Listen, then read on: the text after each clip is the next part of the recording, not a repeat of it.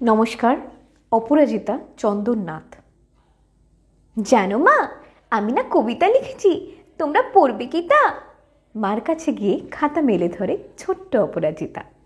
রাগী চোখ মেলে মা তাকে বলেন, মাথা কি খারাপ হলো? ছাইপাশ সব না লিখে বরং অঙ্কের খাতা খোলো।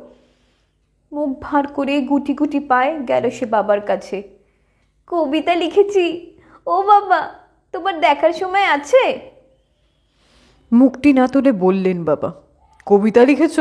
বেশ, পড়বো তো বটেই, আগে খবরের কাগজটা করি শেষ। অগত্যা গেল দিদিটির কাছে। ডাকলো সে, দিদি আয়, দেখ না কেমন ছবিটা এঁকেছি ছোট্ট এ কবিতায়। দিদির দু চোখে টিভি পর্দার ঝলমলে রোশনাই। বলল, কবিতা? তুই লিখেছিস? কবিতা না, ওটা ছাই।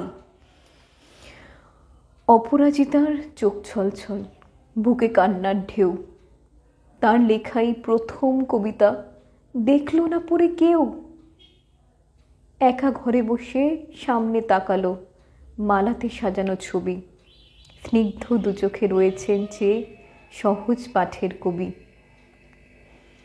কবিতার খাতা মেলে সে ধরল, ঠোঁট দুটো থরথর। বলল, ঠাকুর, কেউ না পড়ুক, তুমি এই কবিতা পড়ো। কি জানি কি করে কি যে হয়ে গেল এ কথার সাথে সাথে।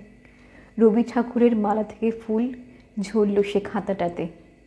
মনে হলো তার সামনে দাঁড়িয়ে বুঝি রবীন্দ্রনাথ, মাথার উপর রাখলেন তার আদর মাখানো হাত।